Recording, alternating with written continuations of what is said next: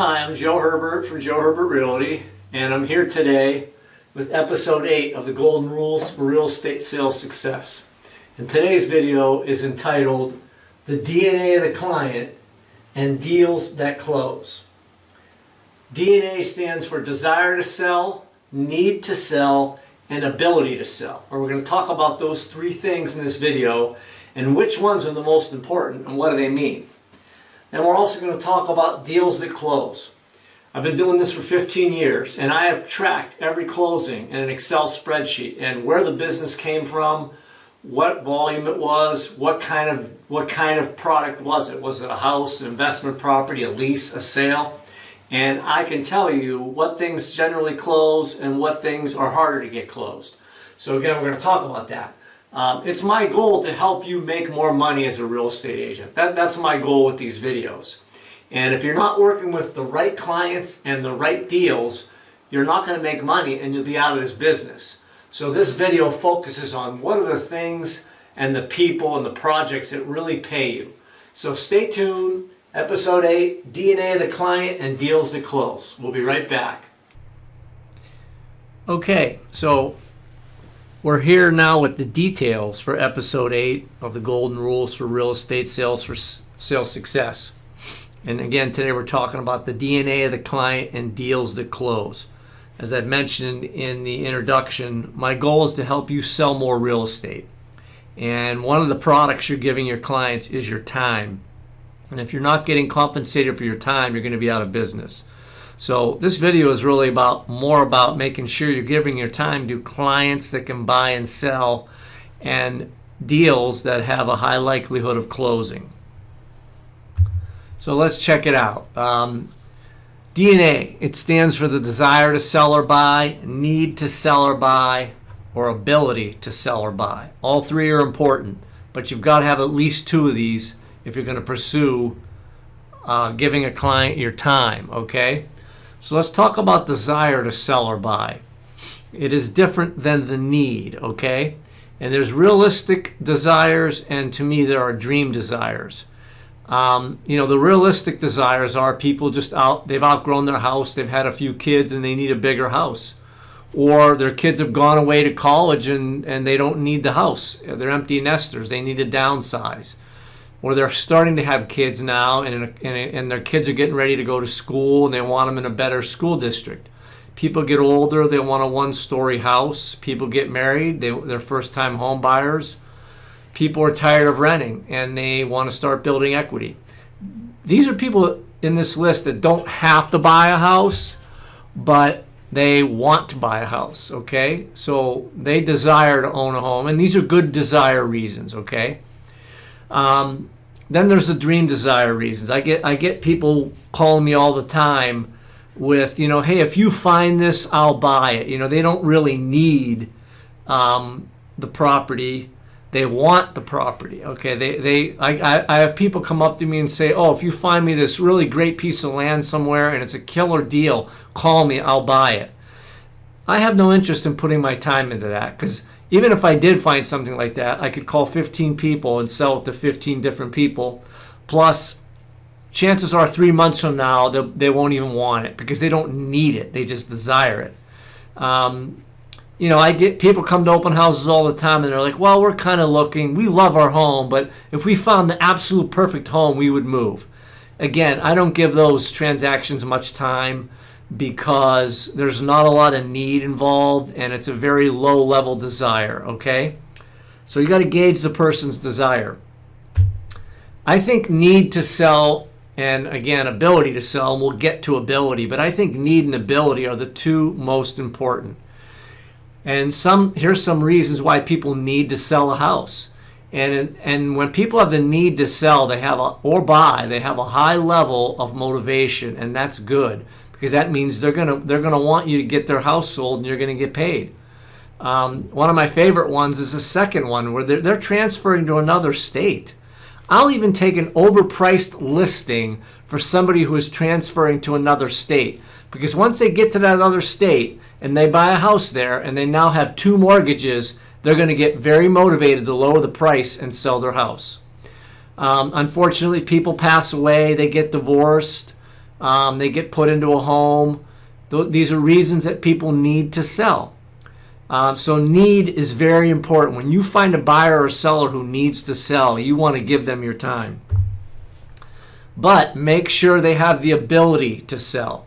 You could have a seller who's transferring to another state and they need to sell their house. But if they owe more on the house than it's worth, you're going to have trouble selling that house. You might have to orchestrate a short sale, and it's a lot of extra work. So make sure they owe less than what the home is worth. Also, that second little paragraph there, make sure that there's if the money that they're going to use to buy the next house is going to be the equity in the house you're selling for them, make sure there's enough equity in their home after you sell their home and they pay all their closing costs for them to have the down payment and the closing costs for that next house. If they don't have any money in the bank, and the equity is coming from the sale of their home, make sure they have enough or they won't have the ability to go to that next house that they want to go to. Also, a buyer who has a recent pre-approval or pre-qualification with a lender, and you verify that they have the money for the down payment and the closing costs. So these are people that have a strong ability to sell. Again, I like need and ability. So let's talk about I always explain this to buyers, and this is the list of the best buyers that are out there, okay? And most desirable to least desirable, okay? And I always try to explain to my clients that they want to try to be as high on this list as possible. So for instance, if they have a home to sell and it's not even on the market, I don't really think they're realistic buyers because no seller will take their offer. So obviously a cash buyer, they don't need to sell a house. They can close quick. They're going to have a lot of leverage with the seller and get the best deal. A pre-approved buyer with no house to sell. That's the next best buyer. A pre-approved buyer with a house to sell and the house is already under agreement. Because again, that's like a buyer that doesn't have a house to sell. Number 4, a pre-approved buyer with the house to sell and it's already listed on the MLS. And when people tell me they don't want to put their house in the market because they're afraid they'll find one they like and their house will sell before they find one they like, I tell them that's not going to happen. Put it on the market. Sellers will look at you like you're a real buyer and we'll get into a lot of houses and we'll find you a home. Number 5, a pre-approved buyer. They have a house to sell, but their house isn't even on the market yet. To me, they're not a buyer. And of course, a buyer who's not pre-approved, to me, they're not a buyer yet.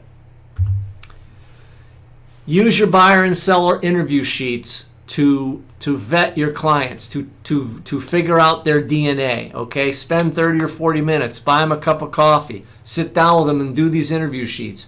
Just the fact that they're willing to meet with you for those 30 or 40 minutes and do this interview also tells you that they're very serious about buying or selling real estate. This is a quick copy of our listing appointment seller interview sheet that we use at Joe Herbert Realty. And we've developed this over time to ask all those key questions. Here's a buyer interview sheet that we use. And again, you're really going to drill down on the who, what, whens, and wheres and whys of this buyer. And you'll know their DNA when you're done. Also, page 2 is our buyer proceeds sheet. Because again, we want to make sure if they're selling a house or just pre-approved and they don't have a house to sell, do they really have the money to get to this house they want to get to? Let's talk about real estate transactions that have a high likelihood of closing, because that's another piece of this puzzle. And these 6 here, I think if you're a new agent or you're trying to grow your business, stick to these 6 because these are ones where you can vet the client's DNA. And these are deals that banks will finance, and these appraise, and they close. And of course, the number 1 is working with residential sellers. Number 2 is working with a pre-approved buyer with no house to sell. Number 3 is listing an investment property for an investment seller. Number 4 is a qualified investment buyer. You got to make sure you know what you're doing if you're going to start showing buyers investment properties because it's a different purchase process. The banks require more due diligence on the buyer. They have to have more money down. So if you're not used to working with investment buyers or investment sellers, refer it to another agent in your office. Same thing with commercial and land sellers. These can go in the MLS. Every agent in your community is helping you sell it. But again, if you're not used to valuing and listing and marketing commercial buildings and land, refer it to somebody who is. But these are deals that have a much higher likelihood of closing and you getting a paycheck. These are some deals that if you are not very experienced, I think you should not be working with. I also find that a lot of these buyers and sellers are have more of a desire than a need. And many times, if you don't know what you're doing, you're going to be working with buyers in these areas that don't have the ability to get to the closing table. So I would stay away from commercial buyers, land buyers, and business buyers. A lot of them do not close. You'll spend a lot of time showing people property, showing them land, showing them businesses, and they never get to the closing table. Business listings is a very unique discipline. If you're not familiar with it, don't get into it, because you need to be able to evaluate that business to determine if it's even worth what the seller is asking. Otherwise, it'll never sell. You're going to do a lot of showings, a lot of communications, and you're never going to get paid. Same thing with lease work. I've shown 10 and 20 properties to potential tenants, and they never lease a property. It's a waste of time. If you're not very experienced in these arenas, or if this isn't your specialty, then don't get involved with it. So that's episode 8 of the Golden Rules for Real Estate Sales Success, the DNA of the client, and deals that close. Thanks for joining us.